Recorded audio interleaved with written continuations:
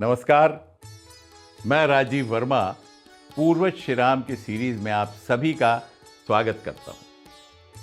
पिछले अंक में हमने श्रीराम के पूर्वज मनु राजा बाहु से राजा सिंधु द्वीप तक की बात की। इनमें अधिकांश राजाओं पर हमने वाल्मीकि रामायण के साथ बात कर ली थी, इसलिए हमने केवल विष्णु पुराण का संदर्भ लेते हुए विशेष घटनाक्रमों पर बात की।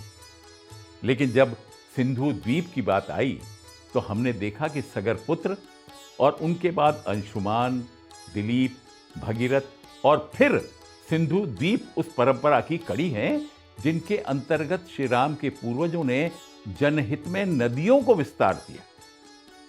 इससे समझ आता है कि श्री राम के पूर्वजों ने पृथ्वी पर शासन के साथ पृथ्वी के विकास और व्यवस्था के लिए निरंतर प्रयास किए। यही कारण है कि उनका उल्लेख न केवल पौराणिक संदर्भों में है, बल्कि उन्हें वैदिक संदर्भों में भी देखा जा सकता है। चारों वेदों में उल्लेखित सिंधु द्वीप इसका एक विशेष उदाहरण रही है। आइए अब उनके आगे के राजाओं की बात करने के लिए हम फिर से शुरू करते हैं पूर्वज श्री राम के।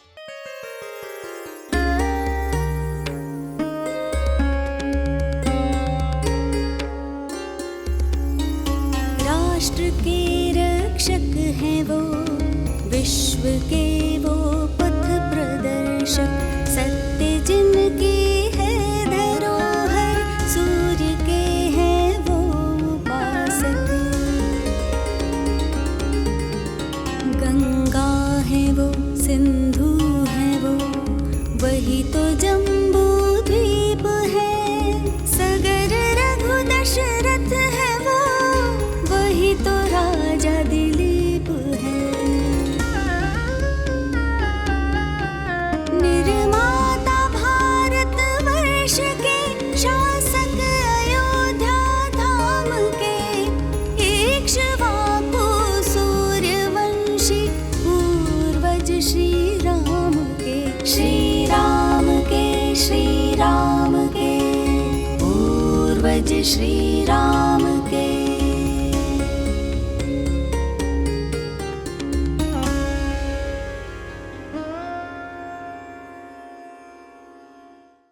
ऐतिहासिक संदर्भों में महाराज सिंधु द्वीप के बाद 4 नाम ऐसे हैं जिनका वाल्मीकि रामायण के साथ वर्णन नहीं हुआ है, और ये नाम है आयुतायु, ऋतुपर्ण, सर्वकाम और सुदास। इन राजाओं के ऐतिहासिक संदर्भों में इनके शासनकाल को बताया गया है।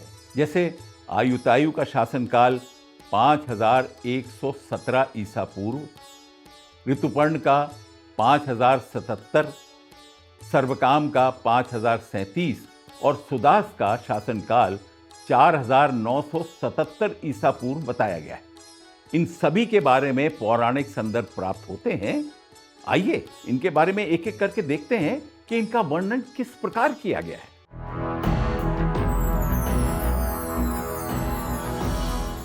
वायु संदर्भ के मूल ग्रंथ वायु पुराण में वर्णन आता है कि सिंधु द्वीप का पुत्र आयुतायु अत्याधिक वीर्यवान हुआ।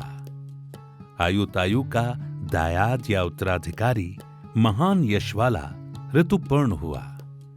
वायु पुराण आगे वर्णन करता है कि ऋतुपर्ण राजा दिव्याक्ष, हृदज्ञ और नलसखा थे। ऋतुपर्ण के पुत्र सर्वकाम थे और उनके पुत्र सुदास हुए जो हंसमुख राजा थे। वायु पुराण के संदर्भ की व्याख्या करें तो यहाँ आयुतायु को वीरवान अर्थात वीर कहा गया है, और आयुतायु के पुत्र ऋतुपर्ण को यशस्वी, दिव्याक्ष, हृदज्ञ और नलसखा कहा गया।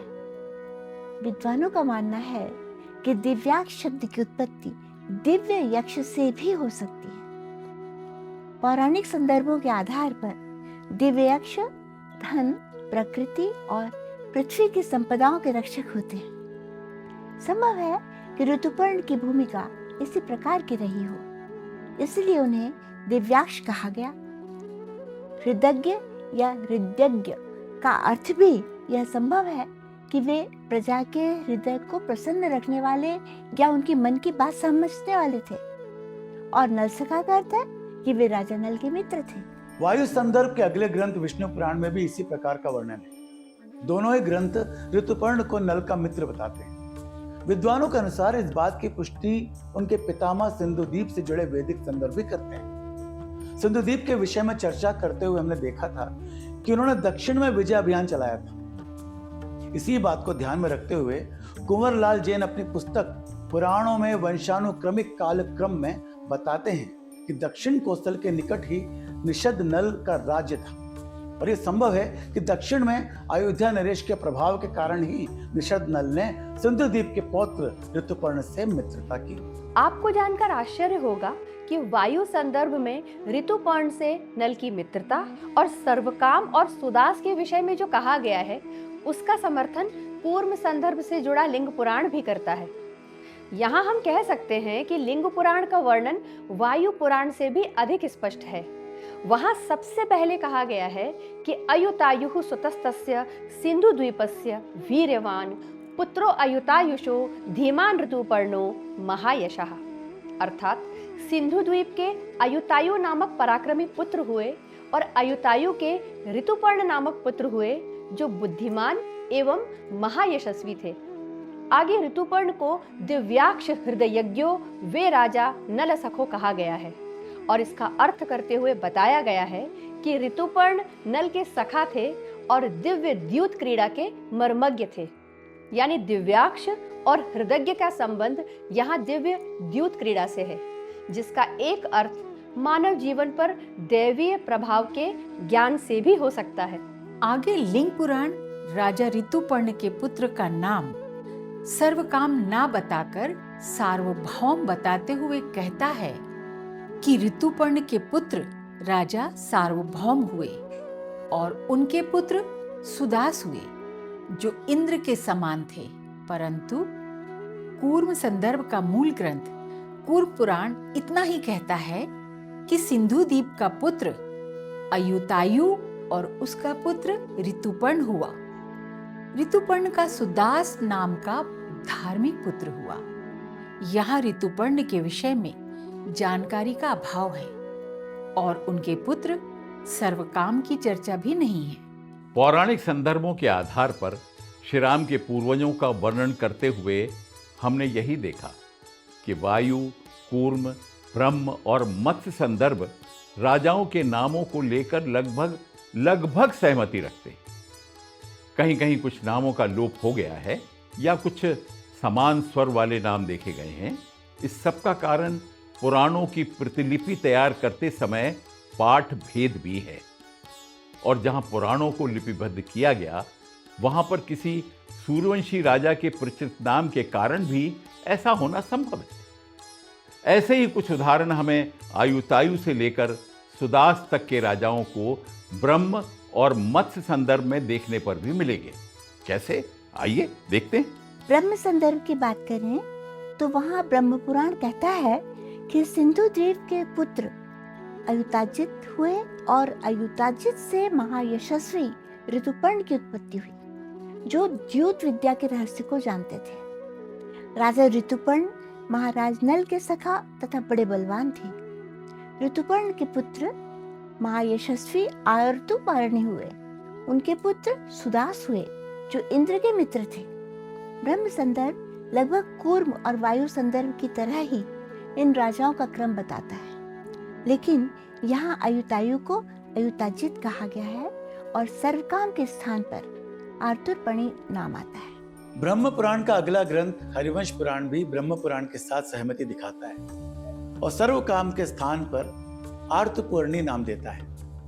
यहाँ सुदास के बारे में बात करें तो पूर्व संदर्भ की भांति यहाँ सुदास को इंद्र का सखा कहा गया है। हम कह सकते हैं कि सुदास एक ऐसे राजा हैं जो वायु पुराण के अनुसार हसमुख हैं, अर्थात जीवन में आनंद को महत्व देते हैं और इन्होंने इंद्र की मित्रता भी प्राप्त की है। अब इन राजाओं के लिए हम मत्स्य संदर्भ को देखते हैं। मत्स्य संदर्भ के मूल ग्रंथ मत्स्य पुराण में कहा गया है कि सिंधु द्वीप का पुत्र अयुतायु हुआ और उससे ऋतुपर्ण की उत्पत्ति हुई। यहाँ तक मत्स्य पुराण अन्य पौराणिक संदर्भों का समर्थन करता है, लेकिन इसके बाद ऋतुपर्ण के पुत्र के रूप में कल्माशपाद का नाम है और उनके पुत्र सर्वकर्मा कहे गए हैं। पद्म पुराण का वर्णन भी इसी प्रकार है। अग्नि पुराण में भी अधिक अंतर नहीं है। वहां कहा गया है कि सिंधु द्वीप के पुत्र श्रुतायु हुए, श्रुतायु के ऋतुपर्ण और ऋतुपर्ण के कल्माशपाद। आगे कल्माशपाद से सर्वकर्मा की उत्पत्ति कही गई है। यदि हम अग्नि पुराण के श्रुतायु को आयुतायु मान लें और सर्वकर्मा को सर्वकाम, तो भी यहाँ पीढ़ी के क्रम में बड़ा उलटफेर है, क्योंकि यहाँ आगे आने वाली पीढ़ी के कल्माशपाद को पहले ले लिया गया है और यहाँ तक कि यहाँ सर्वकाम के पुत्र सुदास के नाम का तो लोप ही कर दिया गया है। इस उलटफेर और सुदास के नाम के लोप का जो कारण समझ में आता है वो है सुदास और सुदास के पुत्र सौदास के नाम की एक रूपता। सौदास ही बाद में कल्माशपाद कहलाए। इस कारण संभव है कि उनका नाम पहले आ गया और सुदास और सौदास दोनों को समान मानकर मत्स्य संदर्भ में उनका लोप कर दिया गया। लेकिन समस्या यह है कि मत्स्य संदर्भ आगे भी इस भ्रम को समाप्त नहीं कर पाए और आगे सर्वकर्मा के पुत्र के रूप में अनरण्य और उनके आगे निघ्न, अनमित्र, अजपाल जैसे कई नाम दिए गए जो ऐतिहासिक संदर्भों में सम्मिलित नहीं। लेकिन आपको यह जानना चाहिए कि यह कोई भूल नहीं है, इसके पीछे एक कारण है। लेकिन उसको समझने के लिए हमें सुदास के बाद के राजाओं का क्रम देखना होगा। तो चलिए देखते हैं कि पौराणिक संदर्भों के आधार पर इतिहास में सुदास के बाद किन राजाओं को सम्मिलित किया गया है।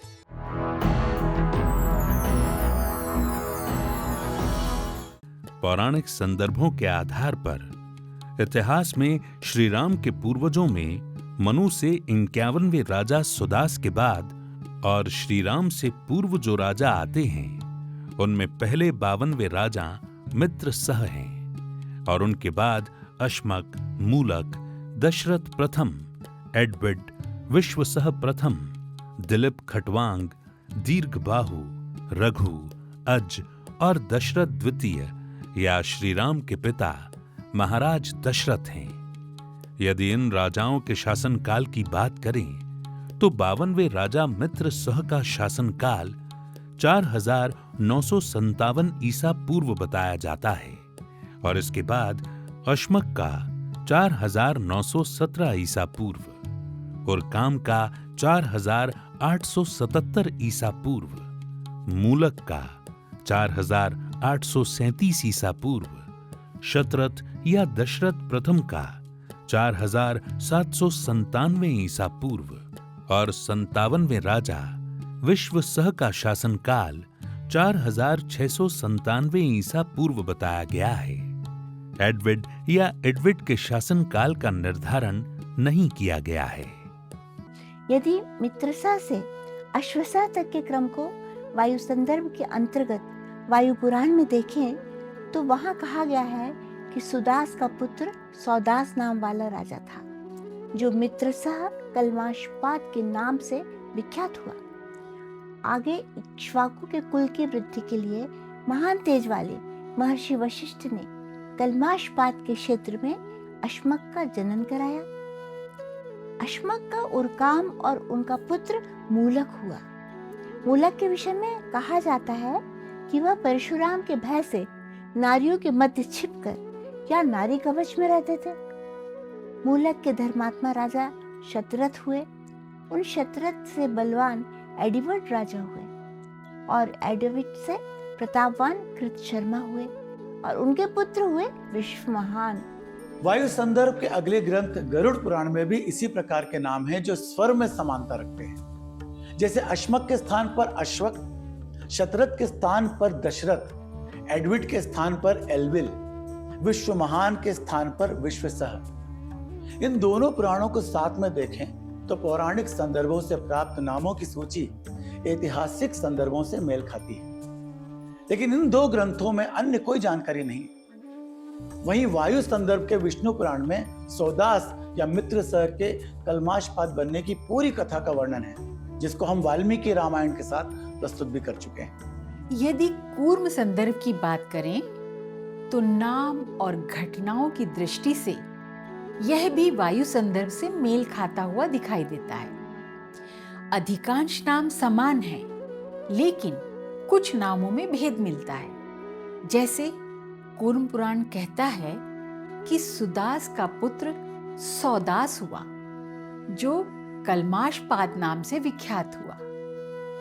कलमाशपाद के क्षेत्र में महातेजस्वी गुरु वशिष्ठ ने इक्ष्वाकु वंश की वृद्धि करने वाले अश्मक नामक पुत्र को उत्पन्न कराया।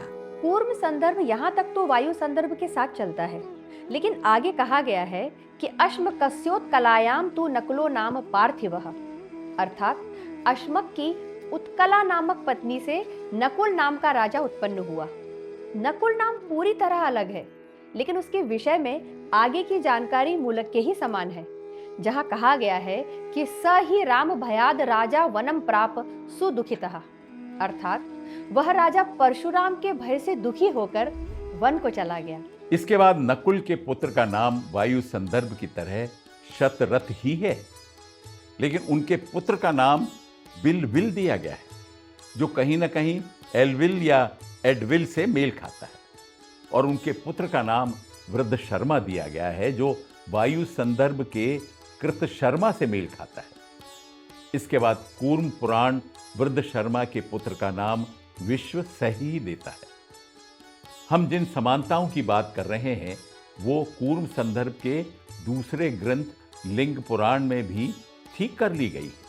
वहां हमें नकुल के स्थान पर मूलक और बिलविल के स्थान पर इलविल मिल जाता है, यानी पूर्ण रूप में कूर्म संदर्भ और वायु संदर्भ में समानता दिखती है। लेकिन हमें आश्चर्य में डालता है कि ब्रह्म संदर्भ जहां नामों में इतनी भिन्नता है कि उसे पाठ भेद नहीं कहा जा सकता, तो इसका कारण क्या है? आइए पहले इस भेद को देखते हैं और फिर उसके कारणों को। जब हम ब्रह्म संदर्भ में मित्रसा से विश्वसा तक के राजाओं का क्रम जानने के लिए ब्रह्म पुराण की ओर देखते हैं, तो वहाँ राजा सुदास के पुत्र को सौदास बताया गया है और कहा गया है कि वे ही कलमाशपाद के नाम से विख्यात हुए तथा राजा मित्रसा भी उन्हीं का नाम था। ये जानकारी सभी संदर्भों से मेल खाती है, लेकिन इसके बाद कलमाशपाद के पुत्र का नाम सर्वकर्मा है। हमने यह बात पहले मत्स्य संदर्भ में भी देखी थी। अब प्रश्न उठता है कि ऐसा क्यों है? इसकी व्याख्या सीतानाथ प्रधान ने अपनी पुस्तक क्रोनोलॉजी ऑफ एशियंट इंडिया और भगवत दत्त ने अपनी पुस्तक भारतवर्ष का इतिहास में की है। इन दो विद्वानों के अनुसार कलमाशपात के बाद इक्ष्वाकु राज्य उत्तर कोसल और दक्षिण कोसल में विभाजित हो गया और इसी आधार पर राजाओं की दो शाखाएं हो गई थी। उत्तर कोसल शाखा में कलमाशपात के बाद सर्वकर्मा, अनरण्य, निग्न, अनमित्र और दुलिधु आते हैं। यही कारण है कि ब्रह्म पुराण ठीक यही क्रम प्रस्तुत करते हुए कहता है कि कलमाशपात के पुत्र सर्वकर्मा हुए, सर्वकर्मा के अनरण्य, अनरण्य के दो पुत्र अनमित्र और रघु हुए। अनमित्र के पुत्र का नाम दुलिधु था। दुलिधु दक्षिण कोसल शाखा के विश्वसह का समकक्ष था। यदि हम दक्षिण कोसल शाखा को देखें तो वहां अश्मक, उर्काम, मूलक, शतरथ या दशरथ प्रथम, एडविड या इलविड और विश्वसह के नाम हैं। इससे स्पष्ट हो जाता है कि मत्स्य संदर्भ और ब्रह्म संदर्भ ने कलमाशपाद के बाद 53वें राजा से 97वें राजा तक उत्तर कोसल शाखा को उल्लेखित किया और अन्य पौराणिक संदर्भ दक्षिण कोसल शाखा को महत्व देते हैं।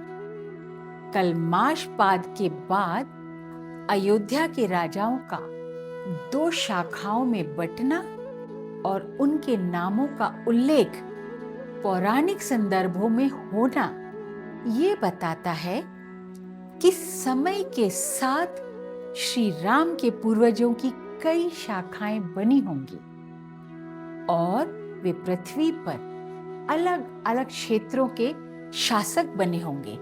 हमने श्री राम के पूर्वजों पर चर्चा करते हुए ये भी देखा है कि सूर्यवंशियों को पृथ्वीपति या पृथ्वी के अधिपति होने की संज्ञा दी गई है, जो बिना शाखाओं के संभव नहीं लगता। इस वंश में अधिकांश सम्राट ऐसे हुए हैं जिन्होंने अपने समय में अश्वमेध यज्ञ भी किए हैं, जो ये सिद्ध करता है कि इन्होंने पृथ्वी पर अपने अधिकार को कई बार सिद्ध किया है। कलमाशपात के बाद 2 शाखाओं का बनना, उसका पौराणिक संदर्भों में स्पष्ट उल्लेख होना यह भी बताता है कि यह विघटन साधारण विघटन नहीं था। इसके पूर्व में अयोध्या की शासन व्यवस्था परिवर्तन से गुजर रही थी। हमने देखा है कि सिंधु द्वीप, अयुतायु, ऋतुपर्ण और उनके बाद सुदास तक स्थितियां ठीक ठाक थीं। इसका परिचय हमें पौराणिक संदर्भों में इन राजाओं के लिए प्रयुक्त विशेषणों से मिलता है। जैसे अयुतायु को पराक्रमी कहा गया, ऋतुपर्ण को बुद्धिमान और महायशस्वी और सुदास को इंद्र के समान राजा। स्पष्ट है कि यहाँ तक स्थितियाँ अयोध्या के अधिकार में थी, लेकिन उसके बाद सोदास आते हैं जो बलशाली तो हैं, लेकिन उनकी शक्तियाँ उनके वश में नहीं हैं और वे ऐसी भूल कर बैठते हैं जिन्हें एक राक्षस का प्रतिरोध तक स्वीकार करना पड़ता है, उसका सामना करना पड़ता है। उसी राक्षस के कारण महर्षि वशिष्ठ के श्राप से सोदास वन में राक्षस बनकर रहते हैं। इसी संकट काल में अयोध्या का शासन कौशल उत्तर और दक्षिण कौशल में विभाजित होता है और अश्मक से विश्व सह तक 5 पीढ़ियों तक विभक्त रहता है। लेकिन आगे पौराणिक संदर्भ जिस प्रकार राजाओं के नामों से समानता दिखाते हैं, उससे यह भी स्पष्ट है कि महाराज दिलीप के समय ये दोनों शाखाएं पुनः एक हो जाती हैं और अयोध्या संगठित हो जाता है। संभवतः सूर्यवंश की यह विशेषता रही कि किन्हीं परिवर्तनों और विघटनों के बाद भी अयोध्या बार बार एकत्र हुई और उसके शासकों ने बार बार संपूर्ण पृथ्वी पर एक साथ राज्य किया। आज हमने मनु से 57वें राजा विश्वसह तक की बात कर ली। यदि श्री राम के पूर्व के राजाओं की सूची देखें तो अब दिलीप खटवांग, दीर्घबाहु, रघु, अज और महाराज दशरथ के रूप में केवल 5 राजा शेष हैं, जिनमें से रघु, अज और दशरथ पर हम वाल्मीकि रामायण के माध्यम से विस्तार से चर्चा कर चुके हैं। हम महाराज दिलीप खटवांग और दीर्घबाहु पर चर्चा करेंगे और रघु, अज और दशरथ पर भी नए पौराणिक संदर्भ खोजेंगे, लेकिन अगले अंक में। तब तक जुड़े रहिए और देखते रहिए पूर्वज श्री राम के युग युगीन भारतवर्ष की विकास गाथा केवल वीर भारत पर। अभी के लिए नमस्कार।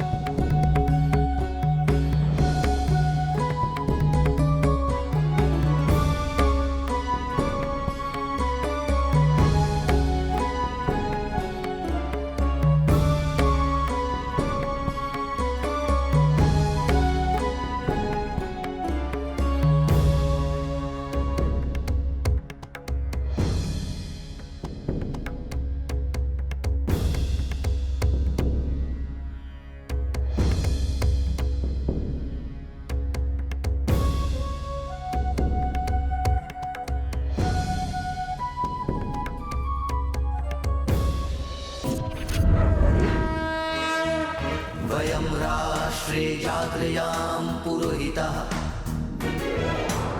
हम राष्ट्र आराधक भारतवर्ष को जागृत और जीवंत बनाएं। युग युगीन भारत के कालजयी महानायकों की तेजस्विता की गौरव गाथा